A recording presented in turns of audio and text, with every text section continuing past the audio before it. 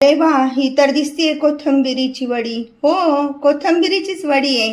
पण यामध्ये कमीत कमी पिठाचा वापर करून मूग डाळीचा व चणा डाळीचा वापर करून बनवलेली ही कोथिंबिरीची वडी आहे. आता ही कोथिंबिरीची वडी कशी बनवायची ते आपण बघूया. हॅलो, हाय, मी कल्पना तिडके. कल्पना तिडके या रेसिपीमध्ये मी आपलं स्वागत करत आहे. आज आपण बनवणार आहोत कमीत कमी पिठाचा वापर करून खमंग व खुसखुशीत पौष्टिक कोथिंबीर वडी. घरच्या भांड्यामध्ये या मोठ्या अशा 4 लसूण पाकळ्या, 4 मिरच्या, आलं आणि अर्धा चमचा जिरे याचं प्रथम वाटण करून घेऊया. साठी भिजत ठेवलेली होती. त्याबरोबरच मुगाची डाळ पण आपण 2 तासासाठी भिजत ठेवलेली आहे. हे बघा, अशा प्रकारे हिचं आपण वाटण करून घेणार आहोत. प्रथम हरभऱ्याची डाळ थोडीशी बारीक करून घ्यायची आणि नंतर त्यामध्ये मुगाची डाळ टाकून हे पूर्ण वाटण व्यवस्थित करून घेऊया. तयार केलेलं बॅटर कढईत काढून घेऊया. 1 चमचा मीठ, बारीक चिरलेली कोथिंबीर,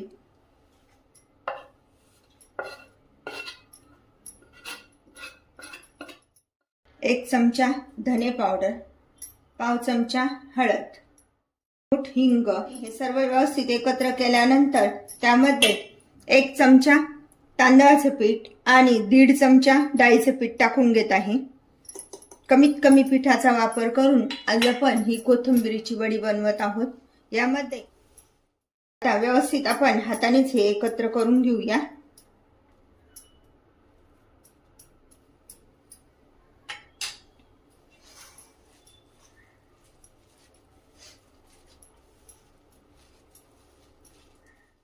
कढईत पाणी ठेवलेलं आहे.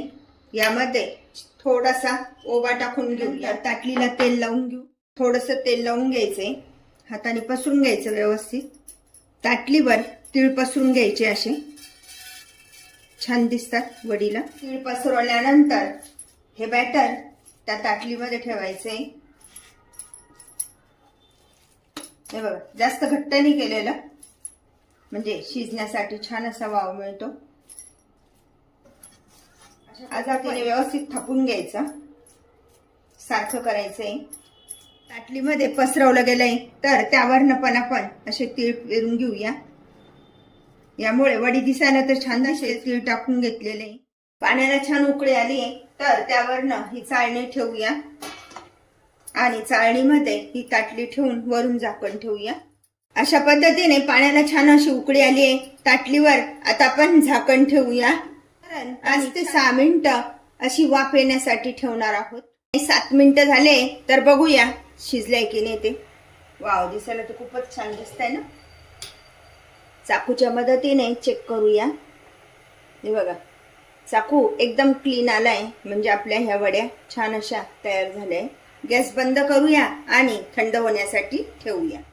हव्या त्या आकारामध्ये पीसेस करायचे. हे बघा, अशा पद्धतीने एकदम अलगद अशी ही वडी निघते. बघितली ना किती छान झाली आहे ते, मस्त एकदम. आणि दिसायला तर खूपच छान दिसते ना, आकर्षक. असा कोथिंबीरीचा सीझन सुरू झाल्यानंतर असे वेगवेगळे प्रकारचे हे पदार्थ कोथिंबीर बनवले जातात. त्यामध्ये ही कोथिंबीरीची वडी फ्राय केल्यावर सुद्धा खायला खूप छान लागते ही वडी.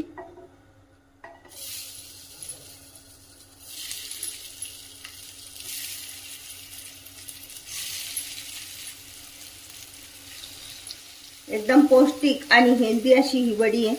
यामध्ये आपण कलर न बदलवता छान अशी उलटून देऊया. खायला खरंच ही खमंग आणि खुसखुशीत लागते. तुम्ही करून बघा. सगळ्याच वड्या या शॅलो फ्राय करून घेऊया. एकदम आपण नुसती सुद्धा अशी वडी पटकन तोंडामध्ये घालून त्याची चव चाखू शकतो. अरे वा, अशा प्रकारची ही खमंग आणि खुसखुशीत वडी तोंडाला खूपच चव आणणारी आहे. आपण सगळ्या वड्या अशा शॅलो फ्राय करून घेऊया.